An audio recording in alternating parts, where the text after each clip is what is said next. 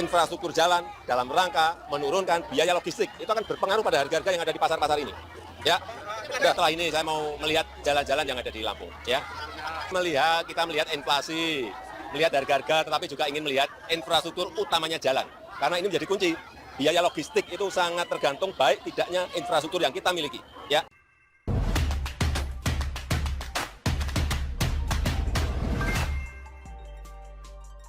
Gubernur kena prank, pantesan trending, ditulis oleh Adin di siwar.com. Presiden Jokowi sepertinya layak disebut Bapak Pembangunan, karena di masanya dibangun berbagai infrastruktur secara masif di seluruh Indonesia, terutama jalan tol dan jalan nasional. Menurut Jokowi, sarana transportasi seperti jalan sangat diperlukan untuk memperlancar mobilisasi. Jika jalan bagus, transportasi lancar, maka perekonomian akan terus meningkat. Barang-barang yang akan dijual keluar kota, mengantar orang sakit ke rumah sakit akan berjalan lancar dan cepat jika infrastruktur jalan memadai. Pembangunan jalan ini mendapat sambutan positif dari berbagai pihak, apalagi masyarakat, karena masyarakat memerlukan jalan untuk kegiatan mereka sehari-hari. Seiring perkembangan teknologi, masyarakat lebih mudah untuk memberitahukan kepada publik, termasuk pemerintah, terutama kepada Jokowi jika di daerahnya jalan masih rusak. Terbaru dan viral mengenai unggahan dari seorang warga Lampung tentang jalan rusak. Di Lampung ada jalan yang rusak parah dan menyusahkan masyarakat. Gubernur Lampung kurang merespon masalah tersebut, malah menimbulkan masalah lainnya. Presiden Jokowi memberikan perhatiannya kepada masyarakat ini. Jokowi pun mengunjungi daerah Lampung untuk melihat langsung jalan yang rusak tersebut. Momen mobil Presiden Jokowi menjajal jalan rusak di Lampung jadi perhatian semua orang. Videonya banyak diposting di Twitter sampai jadi trending. Hari Jumat 5 Mei 2023, Lampung menguasai puncak trending topik Twitter. Ada 23.500 tweet soal Lampung. Ada pula Pak Jokowi jadi trending topik dengan 19.700 tweet dan RI1 yaitu mobil kepresidenan dengan 46.000 tweet.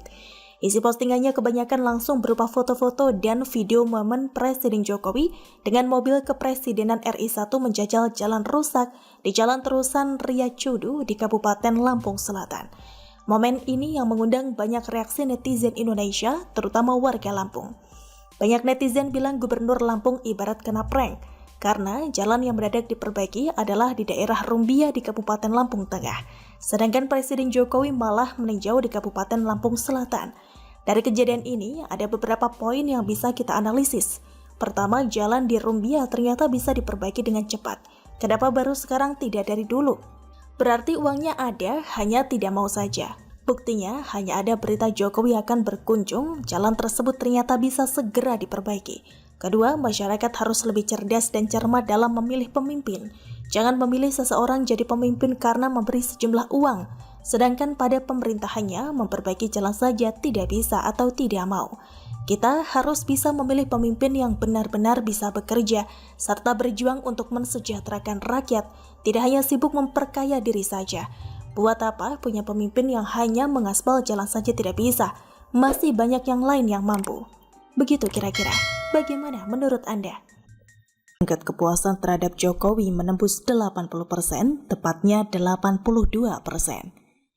Kinerja Presiden pada April 2023 dinilai positif oleh 82%, yang menilai negatif itu ada 17,5%. Jadi tampaknya ini dalam data LSI adalah capaian tertinggi kinerja Presiden.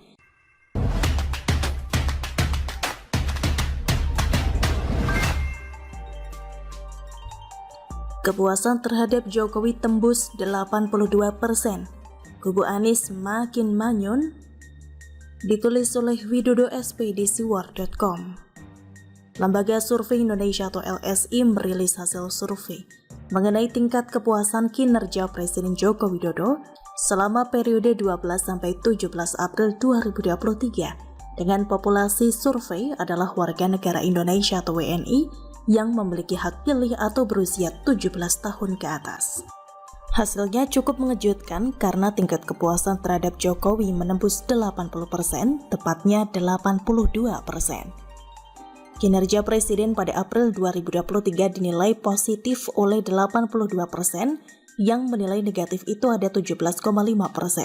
Jadi tampaknya ini dalam data LSI adalah capaian tertinggi kinerja Presiden, penilaian positif tertinggi kinerja Presiden dari masyarakat.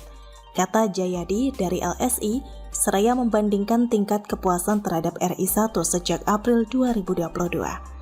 Berikut tren kepuasan terhadap kinerja Jokowi seperti pemberitaan laman detik.com selama setahun terakhir, tepatnya sejak April 2022 hingga April 2023. Dimulai dari April sampai Juni 2022, tingkat kepuasan terhadap Jokowi bermula di kisaran 64,1%, lalu sempat turun di angka 61,8%, lalu kembali menguat pada Juni 2022 sebesar 70%. Angka ini lantas mengalami kenaikan sebesar 2,3% pada Agustus 2022. Tapi sempat turun pada 2 bulan berikutnya, yakni 62,6% pada September 2022 dan 67% pada Oktober 2022. Memasuki Januari 2023, angka tadi kembali menguat dengan mencapai 76,27%, lalu sempat turun 75,9% pada Februari 2023 sebelum menembus angka 82% pada April 2023 kemarin. Tingkat kepuasan ini terbilang sangat tinggi, bahkan melampaui tingkat kepuasan yang pernah dialami oleh para presiden RI sebelum Jokowi. Apalagi jika dibandingkan SBY ya, wis mendingan ojo dibandingke daripada nanti akan ada satu klan atau satu partai yang baper karena gak terima tokoh yang mereka banggakan, ternyata tingkat kepuasan publiknya jauh tertinggal daripada Jokowi. Mencermati tingkat kepuasan yang menembus 80% itu, saya kira kita gak bisa menyangkal bahwa citra Jokowi masih terjaga dengan baik. Meskipun selama 8 tahun terakhir kita disuguhi fakta adanya sebagian kecil kelompok yang tampaknya tidak suka, benci, hingga memiliki dendam kesumat terhadap Jokowi. Isu murahan yang berkali-kali gagal tapi masih pula disebarkan seperti isu PKI, Cina, antek asing, dan berbagai isu lainnya terbukti gagal mempengaruhi persepsi publik terhadap sosok Jokowi. Jadi tidak heran jika nantinya telunjuk Jokowi yang mengarah ke figur capres tertentu diakini akan berpengaruh besar terhadap dinamika politik nasional menuju Pilpres 2024.